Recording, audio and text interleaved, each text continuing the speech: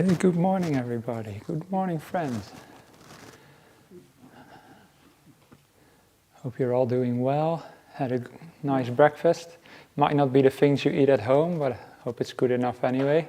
I haven't seen it myself, but I just had some porridge and it was lovely. So I hope you also feel filled up and ready for a little talk and some meditation together as well.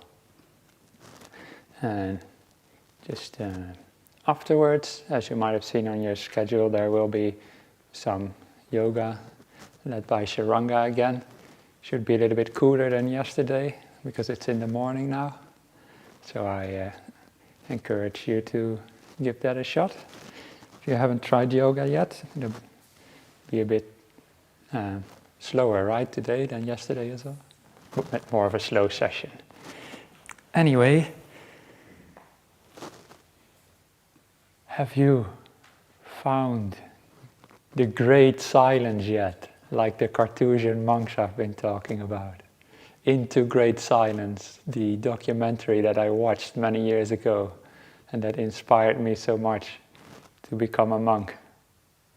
Maybe you haven't found great silence yet, but have you maybe found a little bit of silence? Not even a little bit of silence. Some people are nodding no, a little bit of silence yet. Well, I think most of you had maybe a little bit of silence, but maybe not the great silence yet. But some of you have no silence at all yet. Relax, it's only day one. But even then, can you be content with whatever little bit of silence or maybe no silence that you found? Can you be content with that? That this was the highlight of your retreat is already behind you. The best talk is already been given as well. From now on it'll just be boring and a slog. And you just have to sit through it. Can you find peace with that? Because if you can do that, then you can find happiness in the moment, contentment, satisfaction. If you want something, if you want peace, you want the silence, and you're always pushing it away because it's that very wanting that disturbs the mind. It is like the wind that moves the leaves of the tree. Remember the leaves of the tree of Ajahn Chah? It's the wind of desire that moves the leaves.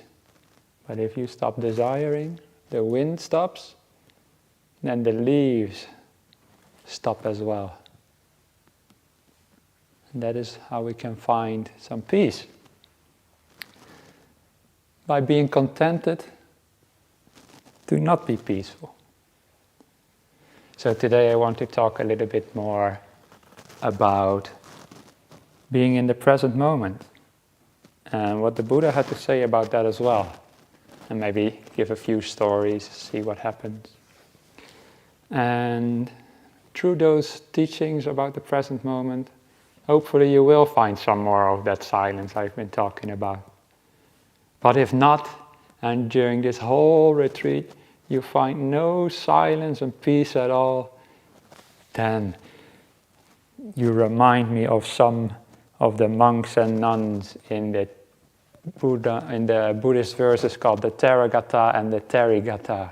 There were some monks and nuns who were ordained for many, many years, I think like 20 years. And they said, in those 20 years I've not found any peace at all. And they were so desperate, they wanted to kill themselves even. But they didn't kill themselves, and eventually they became enlightened. So 20 years, no peace at all, but somehow they still became enlightened. And they wrote down their verses in the Theragatha and Therigatha. That's a Buddhist text. In the Buddhist text, it's not just the Buddha speaking. Sometimes we also find some of his disciples. And the Buddha, he had it very easy apparently. When he found the path, after doing his asceticism and so forth, he very quickly became enlightened, it seems. But we read some of the other monks and nuns, even living with the Buddha, who struggled quite a bit. But they found peace in the end. So we have patience. Yeah? This is what has only been one day, not 20 years. But I think that the 20 years is a bit of an exaggeration, actually. I think everybody will be able to find some peace with in their meditation before 20 years, I hope. Anyway, before I talk a little bit more... oh, what's this? Oh, I'll read this later. It's feedback, not urgent. So I suppose that can wait then. So, before I talk a little bit more about the present moment, there's something important I haven't really talked about in meditation yet, which has to do with posture and your body in meditation.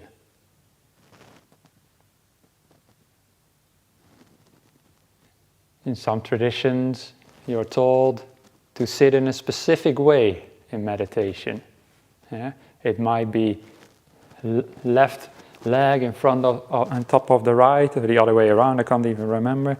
Left hand on top of the right hand, thumbs together, back straight, like this. That can be a good posture, but what they say there, everybody has to sit like that. That is the only posture in meditation. But I don't believe that's true. I know that's not true, because some of my deepest meditations I've had in very different postures than that. Sometimes just leaning against the wall with my legs stretched out, sitting like this, meditating like this. Why not? Why can't you meditate like this? And you see that in this hall, we have all these chairs in the back. And that is a perfect way to meditate as well. We have them here for a purpose. I taught a meditation retreat in Poland a year or so ago. And when they set up the hall, they put down all the cushions like you have here. And I walked into the hall and I said, oh, we should put some chairs as well, because some people want to sit on chairs. So I took out some chairs. They weren't the most comfortable chairs. You're really spoiled here with these chairs. They're pretty good, I think. They went through a lot of trouble to actually find the right chairs. But yeah, those were just wooden chairs, pretty wonky, but better than no chairs at all. So I put them in the back, just a row of chairs in the back. And then when I came into the hall, all the people were there, sitting. They were all sitting on the floor, except for one person. He was sitting on the chair, because they were all trained, probably in a different tradition, to sit on the floor. That person sat on the chair. So the first thing, I started the retreat teaching about meditation posture. And I said, I see one wise person in this room. And I looked at him, and I saw him like a big smile on his face. And after the retreat was over, when the Noble Silence was up, he came up to me and said, I felt so bad and ashamed, and like I wasn't a good meditator that I sat on a chair. And when you said that I was the only wise person in the room, that made me feel so accepted. And from there his whole retreat became more easy, because he knew he was just the same as other meditators. You're not a better meditator if you sit cross-legged on the floor. And you see some people have their own meditation chairs, and that is perfect. Outside here, there is these cupboards with all sorts of cushions and chairs, and make yourself like what I call a meditation nest. Yeah? Like you can put cushions under your knees like that. I've got this one behind my back. Sometimes I lean against it and meditate like that. So please, be comfortable in your meditation. This is important. If your body is aching unnecessarily, if you're just forcing it through the pain, then that is not going to get you very far, because you always get distracted by that pain. It's so helpful to have a comfortable body. When the body is comfortable, then the mind can also become more easily comfortable. And of course, bodies are never perfectly comfortable. That's just the nature of the body. But we don't have to make it worse just by forcing ourselves. Some people are sitting against the wall like I am. That is also a very good idea. So you can also change your posture around. You don't have to always sit in the same way, in the same place. Yeah. There's only one person who's had been sitting in the same place all the time. That's the teddy bear over here. Actually, he's moved around as well, I believe, from the chair. But teddy bears can sit in any posture, that they want. They can sit still however they want. But we're not teddy bears, so we have to be a bit more careful. So if you feel like you want to sit on a chair, please do so. If you feel like sitting cross-legged, please do so. But don't feel like you have to sit in one way or the other. Yeah. Sometimes I also sit on a chair in meditation. And I make a big point out of this, although I could have just said it in one sentence and you would have gotten the message. But it is really important because it's a thing of kindness towards your body and of not striving and not forcing things upon you. See, the nun sitting on the chair is also very wise. Yeah, I'm stupid sitting cross-legged here. No, I'm kidding. Cross-legged can also be very comfortable, and I'm used to it. So I usually sit like this, almost always. When I have to travel in a plane and sit on a chair, it's often so uncomfortable because I haven't sat in a chair for so long. Just always sit cross-legged. Even when I do sit on chairs, I often cross my legs on the chair. But once I was with Ajahn Brahm in the city center in Perth. Most of you will know it. And Ajahn Brahm teaches the Friday night talk there and the Saturday meditation. And at that time I had a really bad back. So Ajahn Brahm, of course, sat in his usual place during the meditation, and I instead decided not to sit next to him, where the monks are, quote-unquote, supposed to sit, but I took a chair and put it in front of the stage, like say here, and just sat on the chair. And I didn't ask Ajahn Brahm or say anything, because I know him well enough.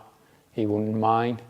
Yeah, even if I sat a little bit higher, there's this thing about sitting higher, but that doesn't matter, because you know what he said? The first thing he said to the people is that Sunyo is very wise sitting on the chair.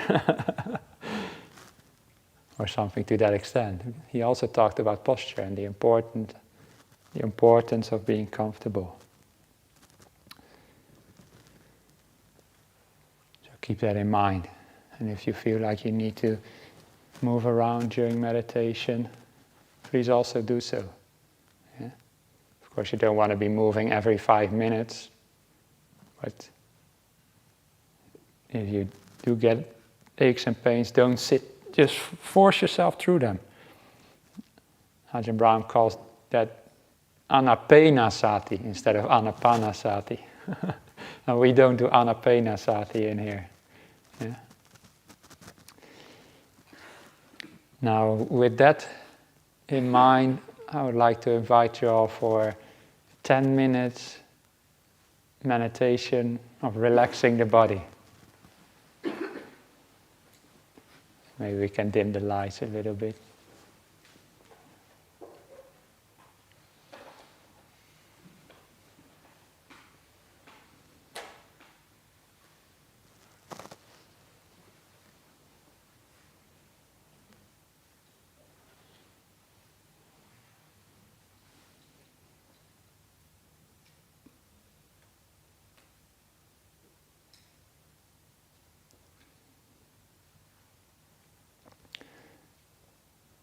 Okay, dear friends,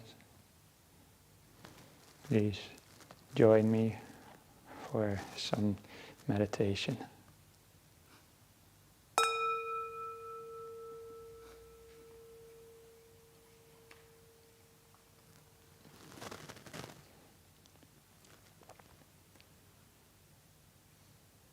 I've been meditating for so long now that when I sit down, I almost immediately know exactly,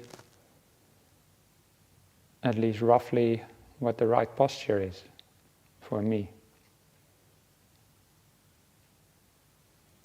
But I always take care to check in if I need to make some adjustments. Because it's never you sit down perfectly at the start. Please take note of your body.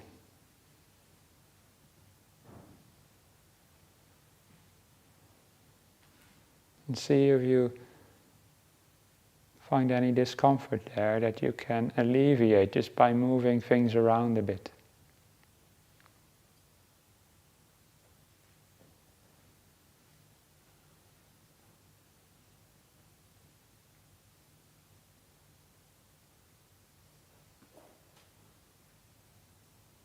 Just ask your body, how can I make you more comfortable?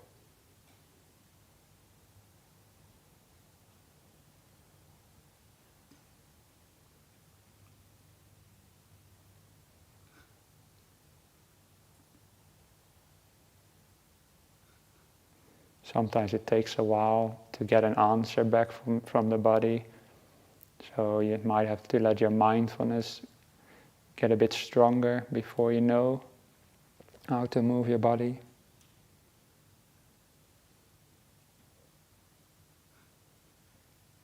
But when your body does tell you something, please listen to it. I need to move my cushion a bit, for example.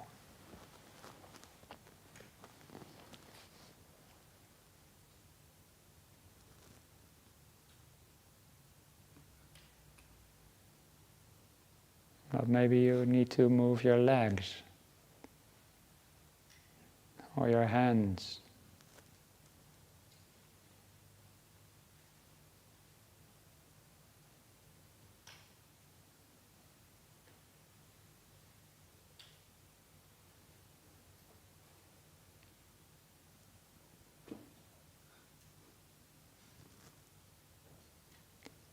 Just take this time to listen to your body and not be stubborn about it. Don't think you know better than your body.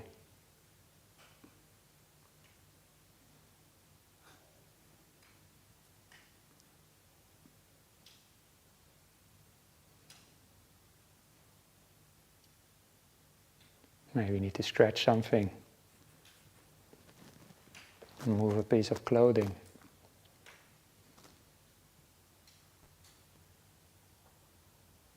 Loosen a belt or whatever.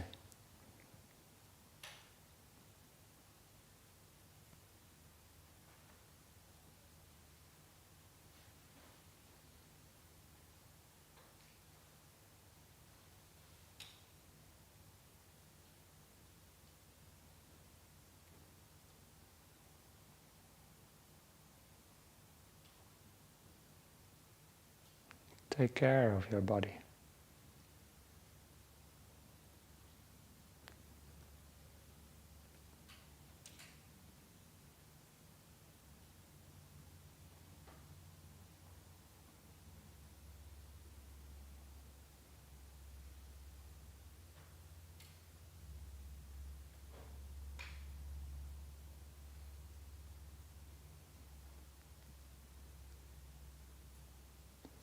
If you take care of your body at the start of the meditation, then it sets the scene for the rest of the meditation.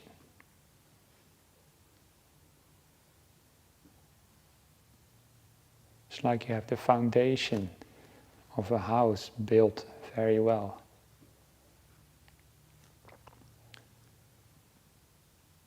If you don't take care of your body, the chances are that later in the meditation it will come to hurt and distract you.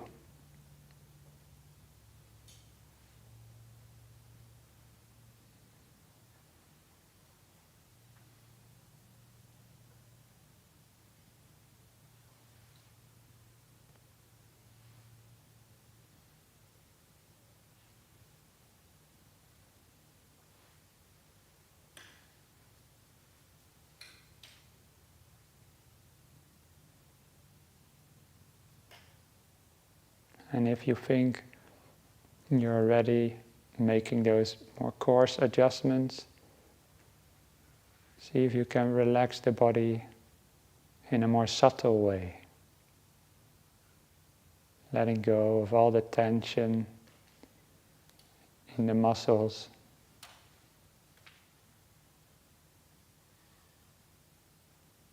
Being kind to your body.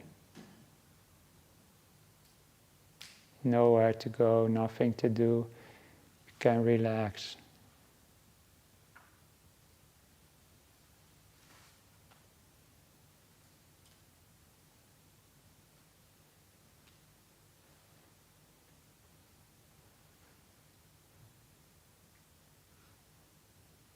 You don't force your body to relax. You just give it the opportunity to relax.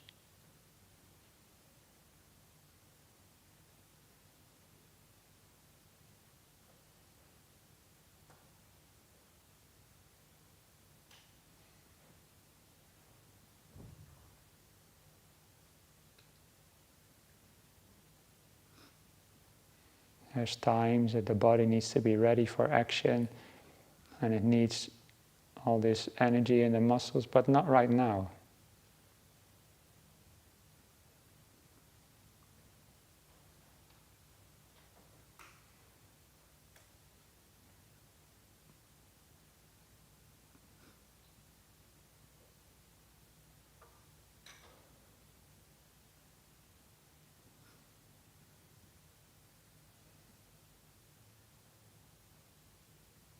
You can bring your attention to your head.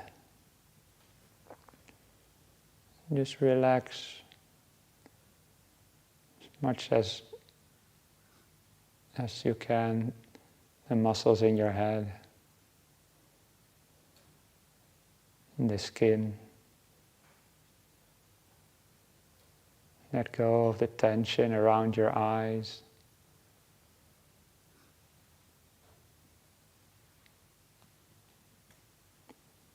Relaxing your forehead.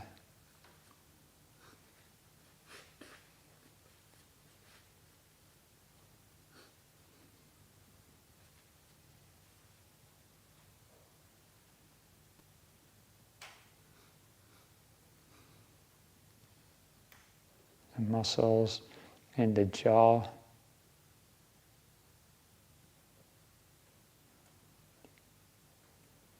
Just let it all rest naturally.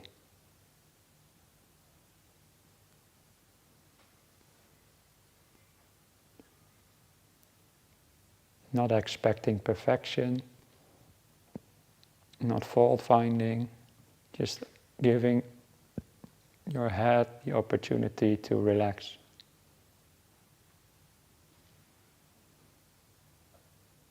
See what happens.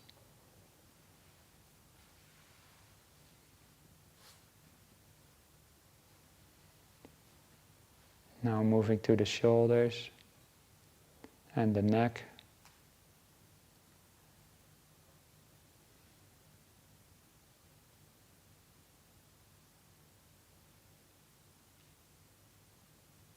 Our body does so much work for us all day, so be kind, compassionate. If there's pain or aches there, it's natural, it's okay. Don't get upset with it.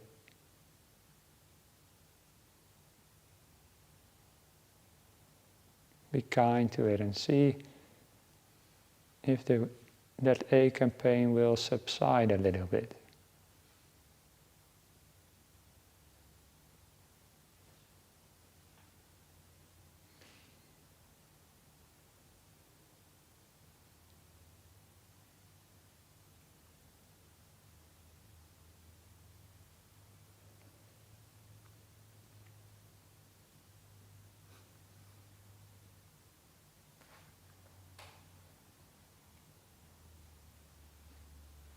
Going down the side of your arms,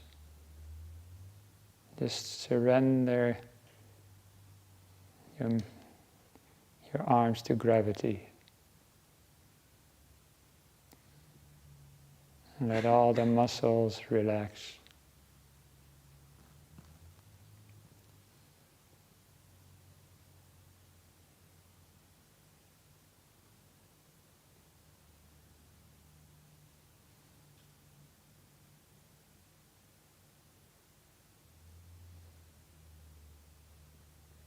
And same for the muscles in your hands, all your fingers.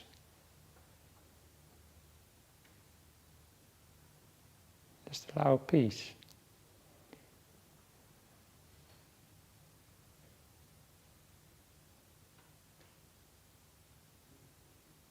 Moving back to the torso, your upper chest and upper back, relax.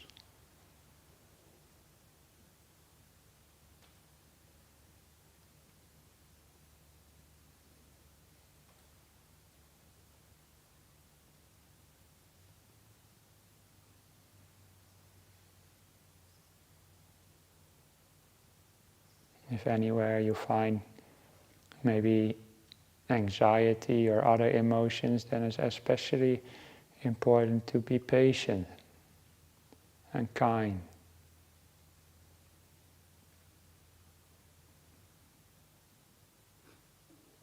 And know that these are just feelings.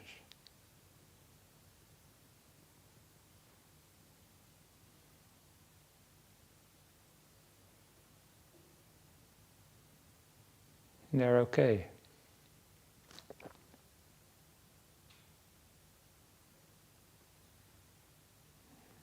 Relaxing your chest and back. Move lower. Relaxing your belly, lower back.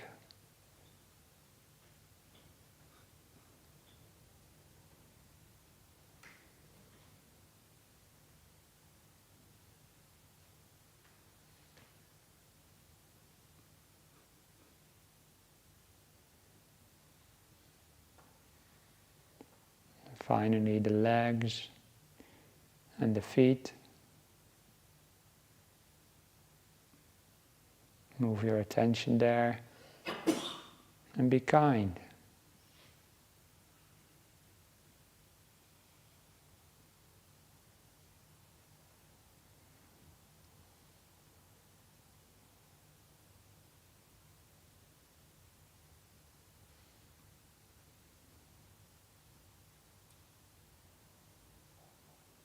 Now your whole body, just give it the opportunity just to settle as much as it wants.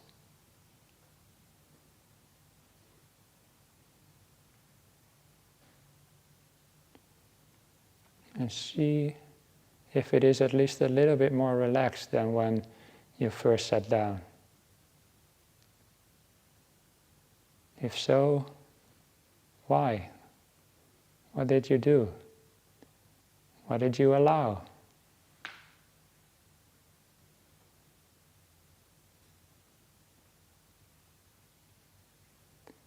If it's still just as uncomfortable as at the start, then still be kind. Sometimes that's just the nature of the body, not your fault.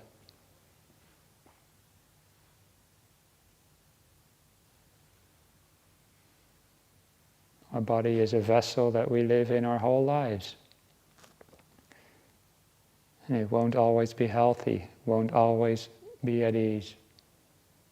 But we can always take care of it and be kind to it.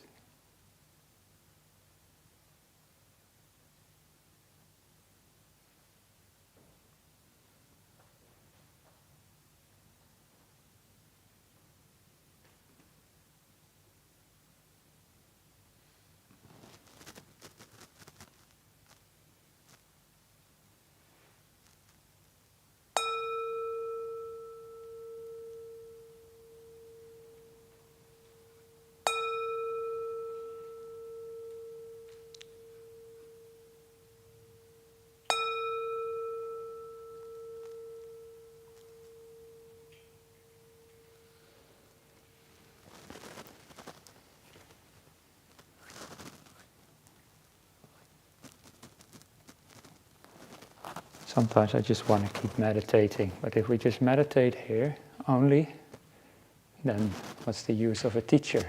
What's the use of a retreat? Well, maybe it's just being present together. But I've also got some inspiring words of the Buddha for you. At least I find them inspiring. This is from the Bhaddekarata Sutta, which means a beautiful day. And this is my translation of some of the verses spoken by the Buddha in that sutta, in that text. And he's speaking here to all his disciples, which includes you. Do not revive the past or yearn for the future. The past is gone. The future has not yet arrived. Be aware of whatever happens in the present. Practice to know it, unmoved, unshaken. Apply yourself today. Be motivated. Tomorrow, death may come, who knows? You can bargain with mortality and his army. That is, I'll explain later. Practice like this, day and night, being motivated, not lazy, and you'll have a beautiful day. So the peaceful sage, the Buddha, has said. It's so nice. Do not revive the past, yearn for the future. The past is gone. The future is not yet arrived. Yeah. When we went out to the gate and put down the heavy bags of the past and the future, remember that? Of course, I know you put them down, but then you come back in and then you start thinking about the past and future at some point again. Yeah? But we have to keep reminding ourselves, the past is gone. Why linger in the past? The future, why yearn for the future? You don't know what the future is going to be. Tomorrow death may come, the Buddha says. Who knows? You can't bargain with mortality and his army. Mortality, that is Mara, just basically means death, and his army means the defilements of the mind. You can't say, oh no, I'm not going to die when life makes me die. I'm just going to live for 1,000 years. You can't have it like that. So just enjoy today, and then you'll have a beautiful day. Don't worry about the future. Yeah? Happiness is here and now. Nowhere to go, nothing to do. And that is such a beautiful idea, to just live in the present. And that is not just the case when you're meditating, sitting here in the hall or sitting in your room, but you can also enjoy your food, for example. Being just in the present. Have a cup of tea, be in the present, be here and now. And this sutta, I feel, is reminded me, or is very connected to a fairy tale by Hans Christian Andersen. He also wrote like many other famous fairy tales. The Little Mermaid. Who knows the Little Mermaid? He wrote that, and also the Snow Queen. And some other very famous stories. But this one is not so famous, but it's very beautiful. And I would like to tell it to you, see if I can remember. And it's called The Old Oak Tree. And I'll change the story a little bit just to make it more suitable for us. There was once, upon a big hill, on top of the hill, a very old oak tree. This oak tree has lived for 365 years there on the top of the hill. And this oak tree was all gnarly and big and old, living there for so many years, through the seasons as they changed, from spring to summer, autumn and winter. But oak trees lived there very differently from humans. Humans we go to sleep at night and wake up in the morning. But oak trees, they live throughout the summer and spring, and then when autumn comes, they get sleepy. And in the winter, they fall asleep.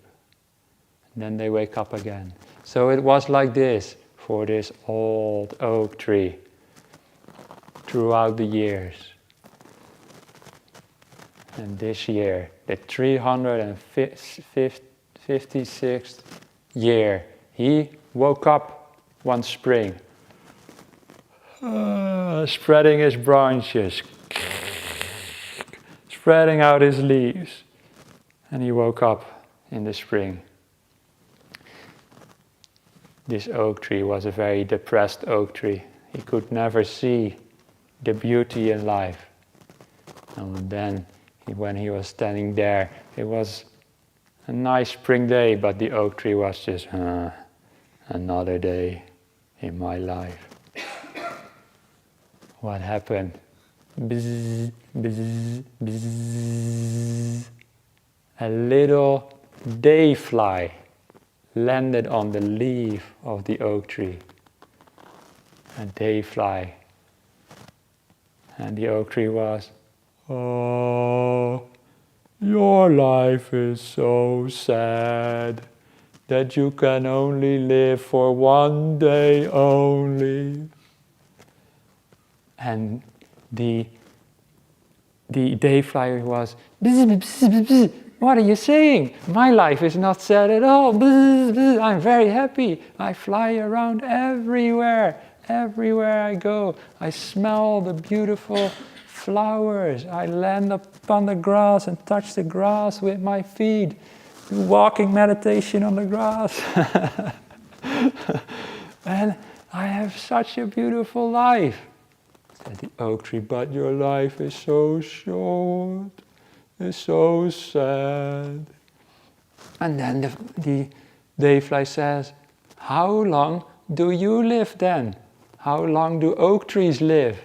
And the oak tree says, "Oh, oak trees live much longer than you can even imagine. 1,000 years, or maybe even more." And then said the dayfly, "But I live 1,000 moments or more in one day, so I do not see the difference between you and me." And then the dayfly asked, "Maybe oak trees live long, but how long does the world exist? How long do the mountains exist?" And the oak tree says, "Oh, much longer than me. I can't even imagine." And then the dayfly says, "See, it's the same for you and me. We both live a short time in this long world. But I, at least, enjoy my time, and you are here depressed." So then the dayfly went and fly away again. "Bzz, bzz, bzz, bzz. Goodbye, friend oak tree. I will see you later today." Bzz. And he went and enjoyed the spring meadows, enjoyed the flowers, beautiful clouds, and beautiful grass and trees. And that is the story of the old oak tree. And it's worth contemplating. Can we just be one day? Can we just be happy with that? Why do we need more? As the Buddha said, tomorrow death may come, you don't know. But you can still have a beautiful day if you don't worry about the past or yearn for the future. And I feel that is such a beautiful way to think about life. Some people live a very long life, like the old oak tree. Some people live a very short life. But if you have enjoyed part of that life, it's both the same worth. It's both a beautiful life. And I like to imagine that the oak tree learned a lot from that little day fly, and that from there on he also lived in the moment. And when you live in the moment, there's no past and future. And you're not thinking about how long you're going to live. It's in meditation as well. Maybe you sit down and we meditate together this afternoon, and you're like, 45 minutes or whatever it's going to be. Sitting here, so long. Why can't we just meditate for shorter? And you're living in the future. If you really go deep in meditation, you lose all track of time. And you can't really tell how long you've been meditating. 20 minutes, an hour, 2 hours, you don't know. Because you're so in the present so much that time really disappears. That's what can happen. And then you see that time is also just a construct of the mind, in a sense. It's like by moving into the future, we create this idea of time. So, be like the day fly in this meditation retreat. Just take it day by day, moment by moment. There are thousands of moments in one day. You can enjoy each of them. Not getting stuck in the past. Don't think, so far my meditation has been bad, and the rest will probably also be bad. Or don't even think my meditation has been good, the rest will also be good. No, that's past and future. Just live here and right now. You might think, when is Sunyo going to stop this talk? That's also future. Yeah? So if you join the yoga later, if you do, just enjoy each pose. And don't think, when is it going to end? Now this is easy to say, I know, being in the present, not thinking much about the future and past, because it can be the case that we really get stuck in the past and the future. And it can be helpful, instead of just thinking, present moment, be in the present moment, force yourself in the present moment like that. It can actually be helpful to contemplate a little bit about the past and future. Is it helpful for you to think about the future, to plan the future? Is it helpful for you to dwell in the past? How much do you get out of that? I mean, from time to time you have to plan the future a little bit, right? You have to make maybe a schedule for your work or whatever. And I had to make a schedule for this retreat. I had to plan that as well. But I don't think about that schedule during my meditation. Yeah. So sometimes you think about the future, but is it necessary always? Because the future is unpredictable. You don't know what's going to happen. I did a retreat. Well, this was not really like a silent retreat, but like a range retreat kind of thing in England once. I was living with this Italian man who used to be a doctor, and when I was sick, he took very well care of me as well. I got sick for a few days there, some like food poisoning.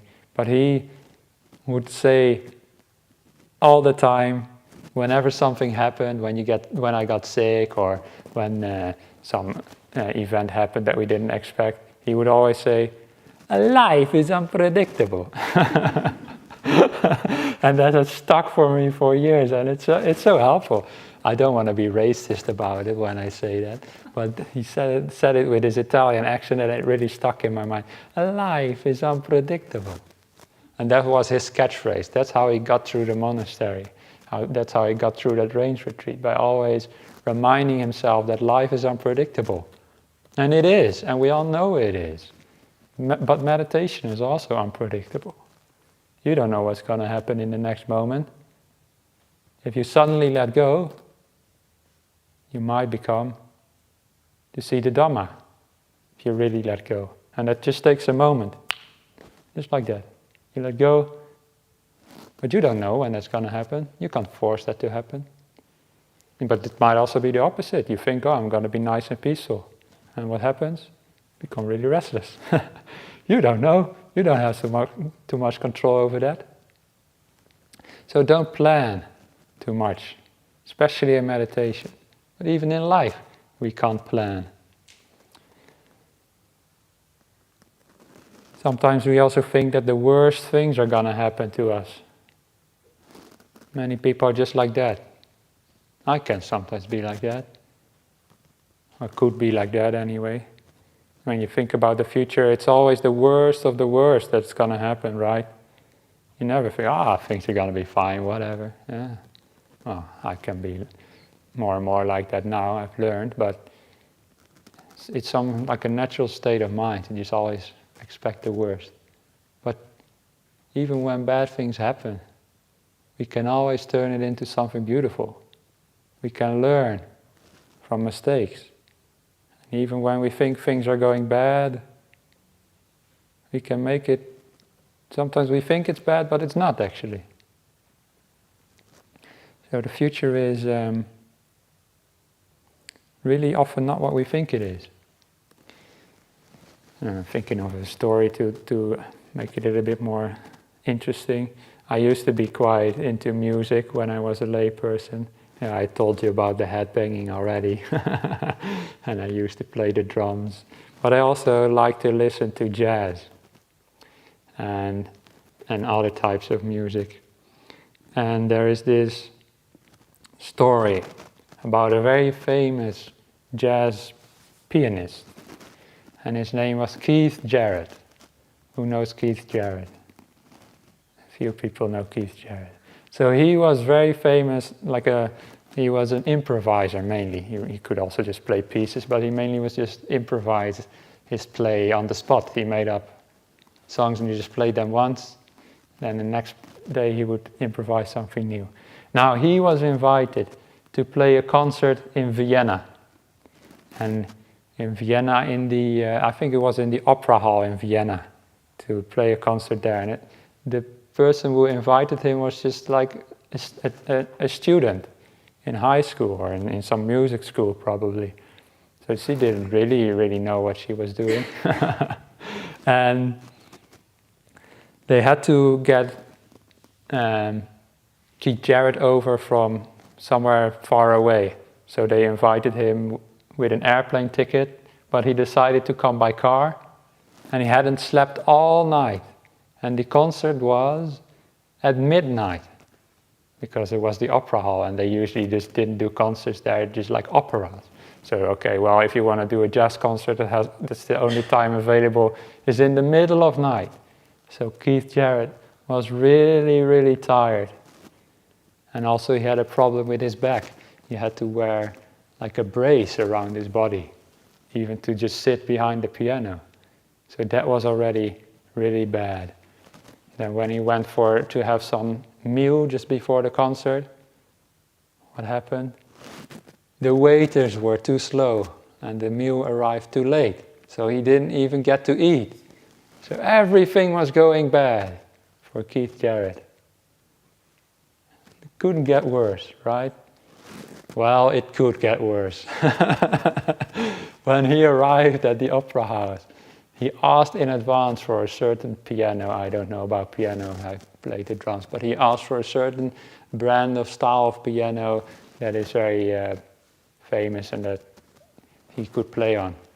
But the people in the opera house got it wrong, and they found some old practice piano somewhere in the basement.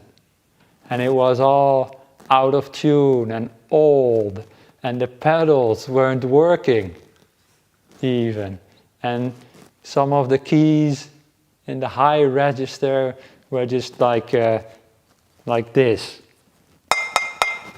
Yeah, that's not a good piano. And the keys in the low register, they were like the old oak tree. Oh, yeah, they didn't sound good at all. So Keith Jarrett was, I can't play on this. You have to get me another piano. Otherwise I can't play. It's going to be the worst concert I ever play. So he asked for another piano. But if you move pianos around, they get all detuned. Yeah? So the piano tuner said, yeah, we don't have time to get a new piano. It will be all out of tune. It will be worse than this one. And then what did Keith Jarrett do? All right, I will just play then on this piano and see what happens. Probably gonna be so bad, but oh well, here we go. So he played his concert. No, it wasn't in Vienna, was it? In Köln. It's a city in Germany, actually.